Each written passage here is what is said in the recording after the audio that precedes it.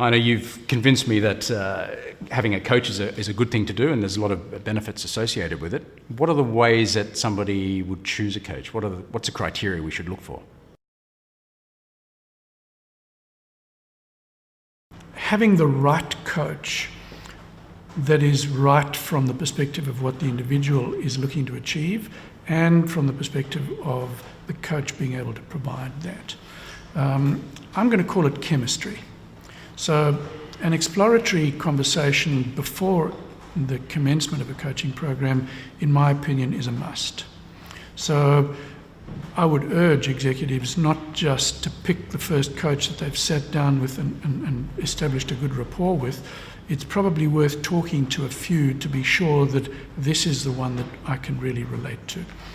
If we take that situation that then brings about, I've had executives share things with me that they have never spoken to another human being about, all right? And the ability to do that necessitates a huge amount of trust, a huge amount of rapport, and the ability to very comfortably let one's guard down and be vulnerable in addressing that particular question. Now, if there isn't the right chemistry and the right rapport between the coach and the client, that's not going to be possible. And I think that in itself is one of the most fundamental value questions that presupposes a coaching program and a fit. So the chemistry bit, I think, is massively important. What background does the coach bring to the party might be important, but it's very much secondary. I think having runs on the board in terms of having coached people in similar spaces and to similar outcomes will give confidence that this isn't a talk fest. And I think that's really very important, that there are enough innings and enough runs on the board that the person can with confidence say, yep, this guy knows what he's talking about. He is going to challenge me in ways nobody else can. And this is the I guess, uniqueness of the coaching conversation, because the coach has no other agenda than your agenda.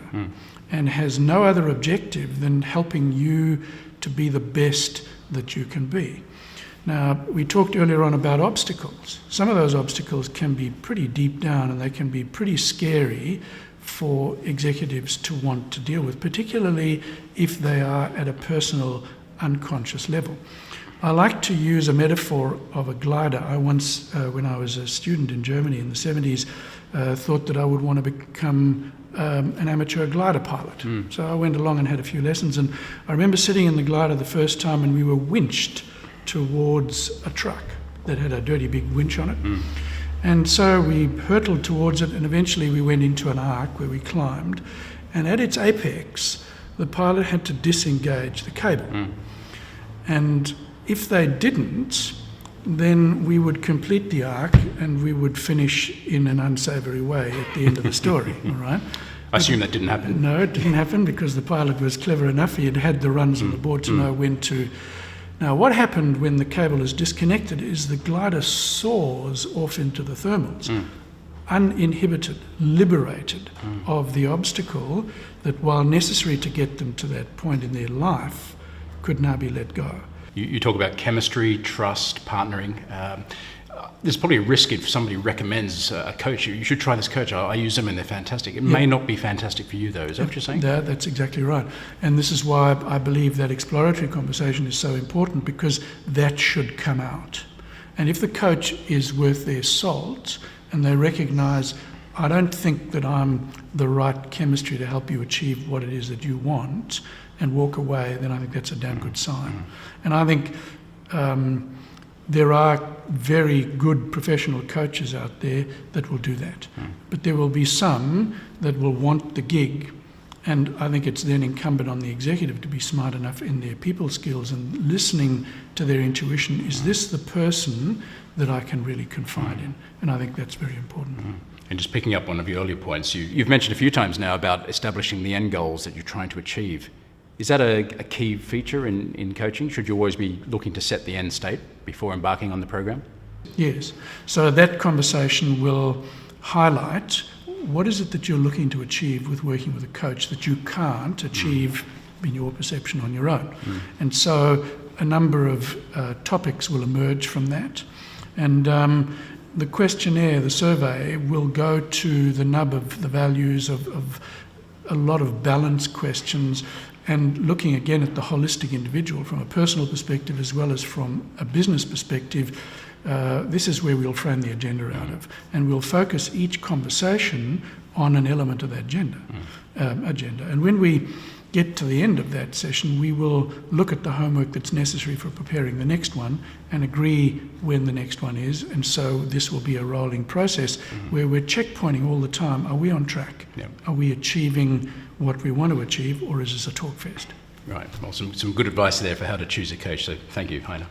It's been a really interesting discussion around some of the benefits and outcomes that we can achieve through working with a coach. And you talk about being very lonely at the top, this idea of creating energy, being able to jump out of bed in the morning with a renewed passion. Are these the kind of things that everybody would expect to see working with an effective coach? Yes, I do, if the coaching program allows itself to go to that level. If we don't work too superficially across some of the pure business topics, my experience has been that the biggest breakthroughs have come when we've worked at a level that we're talking about here. In my book, Life Learnings of a Life Coach, there's a chapter there called Leaping Out of Bed.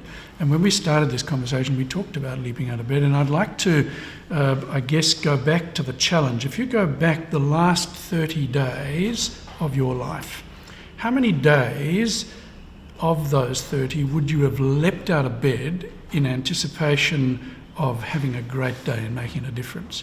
Would it be 20 days? Would it be 10? Is it maybe 3? Is it maybe no days at all? And I think that is a fundamental when we talk about forks in the road. It's a fundamental when we talk about what is it that you want to achieve in your life that you can look back on and say, I was the best me that I could be, that we look back on our life's work as being the best that I've been able to be, and that I look back in satisfaction and not in regret. And is there any point where it's too late to do that, or can anybody at any stage in their life apply that philosophy? I don't think it's ever too late to do that. Forks in the road will happen to us at any point in our life. The ability to recognise that we're at a fork in the road and to respond to that. You see, I could have continued working as an executive in a space that I was doing okay in, but I wasn't doing what I was born to do. Today I'm doing what I was born to do, and I would encourage everybody that they get to the point that they can look back and say, I'm doing, or I did, what I was born to do. So if we come to that realisation at age 60, McDonald's, Ray Kroc started that business at age 57. I don't think that age is a factor in here. Okay.